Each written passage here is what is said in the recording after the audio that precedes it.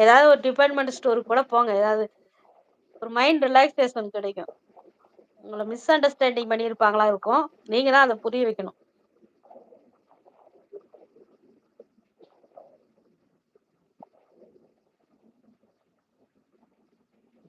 அஜித்து, நாளைக்கு நீ எல்லாம் கல்யாணம் பண்ணினா, பொண்டாட்டிய தங்க தட்டுல வச்சு தாங்குறியோ இல்லையோ, அவங்க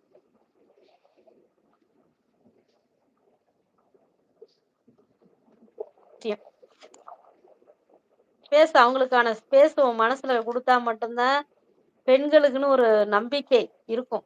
ஏன்னா, அவங்க வந்து வீட்ல இப்ப ஒரு பொண்ணு கல்யாணம் பண்ணி குடுக்குறோம்னா, மாமனாரோ, மாமியாரோ, நாத்தனாரோ யாரையும்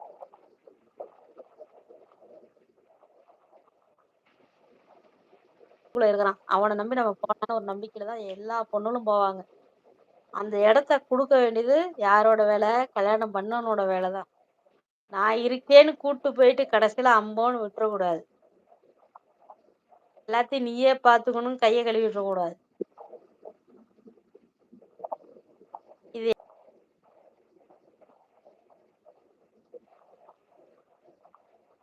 வச்சிருக்கேன். என் மருமகன் எப்படி இருப்பானோ எனக்கே தெரியல. அதனால யோசிச்சு பார்க்குறேன். என்ன தரிசனம் சொல்றீங்க? கரெக்ட். ஏய், என்னடா பண்ணுது? என்ன பண்ணுது உனக்கு? சும்மா இழுத்துக்கிட்டே கிடக்குற உடம்ப.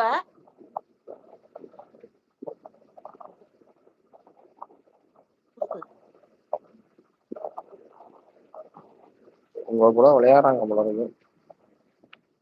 ஏன் நீங்க வேற தரிசன், அவன் கைய நெட்டை எடுத்துக்கிட்டே உடம்ப போட்டு ஒரு பக்கம்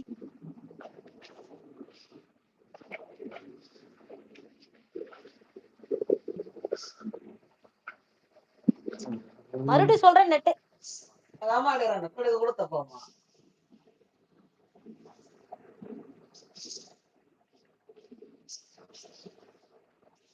உங்களுக்கு கல்யாணத்துக்கு அப்புறம் பிரச்சனை. ஆனா எங்களுக்கு கல்யாணம் பண்றது அடடா, யார்ப்பா அது? ஒர்க்கு மணி அப்படின்னு போயிட்டு இருக்கு. அதுதான்டா சொல்றேன். ஒரு நாட்டுல பொண்ணையும் கட்டி கொடுத்து பணமும் 30 கோடி தர்றாங்களாம். யூஸ் பண்ணிக்கங்கிறேன். அங்க வந்து பொண்ணுங்கதான் அதிகமா, பசங்க கம்மியா. சரியா? எங்க சித்ராமா? சத்யா காணோம், மெசேஜ் இல்ல. சித்ராமா, அது என்னடா நாடு?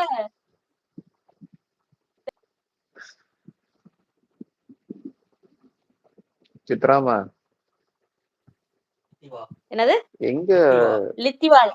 எங்க லித்திவா. சத்யாவை காணோம்? சத்யாவை காணோம். அஜித்துக்கு இந்த 2 நாளைக்கு முன்னாடியே என்னமோ சொன்னேன்.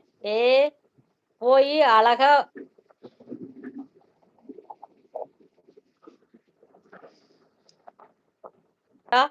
பணத்துக்கு பணமும் ஆச்சு, சோத்துக்கு சோறும். இல்ல, சத்யா எங்கன்னு கேட்டேன். சத்யா காணோம், மெசேஜே படிக்கல. சத்யா மெசேஜ் எல்லாம் சித்ராமா சத்யா போயிட்டு வரேன்ட்டு போயிருச்சு. போயிட்டாங்களா? ஆமா எனக்கு மெசேஜ் இங்க காட்டல. அதனாலதான் எனக்கு அந்த உங்களுடைய அந்த நெட் ஆமா, ப்ராப்ளம்னால அண்ணா எனக்கு எல்லா மெசேஜ் பண்ண முடியும். நண்பர்களையும் நினைத்து ஏங்குறேன்னு போட்டு போயிடுச்சு. எனக்கு தெரியல. இப்ப நீங்க படிச்சு சொல்றதுனால நீங்களே நான் அதை இப்படி வச்சு பேசுறேன். புலம்புனா எங்களை எல்லாம் என்ன சொல்ல? நான்லாம் புரியல. புலம்ப மாட்டேன்டா. வெட்டு ஒண்ணு துண்டு 2 தான்.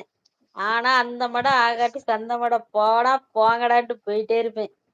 இஷ்டம்னா இருந்து வாழுங்க, கஷ்டம்னா கிளம்பி உங்க அப்பா வீட்டுக்கு போயிருங்கடான்னு. நானா எங்க வீட்ல எல்லாம் சண்டை வந்தா ஒரே வார்த்தை, ஏண்டி நீ எல்லாம் கோச்சிட்டு உங்க அம்மா வீட்டுக்கே போக மாட்டேன்னு என் வீட்டுக்காரர் கேட்பாரு. நான் ஒரே வார்த்தை தான் சொல்வேன். உனக்கு ரொம்ப உங்க அப்பா மேல பாசமா இருந்தா போய் 1 மாசம் இல்ல 2 மாசம் கூட இருந்துட்டு வா. அதுக்காக நான் எங்க அம்மா வீட்டுக்குலாம் போக முடியாதுன்றுவேன். எங்க வீட்ல ஐயோ, அண்ணன் பாவம். அண்ணன் உண்மையாவே பாவம். ஆமா. ஏன்னு சொல்றேன் அவரு கேளுங்க. பாவம். ஆ, ஏன்னு சொல்லுங்க. ஆ. என் பொண்டாட்டி ஊருக்கு போயிட்டா, என் பொண்டாட்டி ஊருக்கு போயிட்டான்னு சொல்ல கூட முடியாது. அதுக்கெல்லாம் நாங்க விட்டுருவோமா? நிம்மதியா இருக்க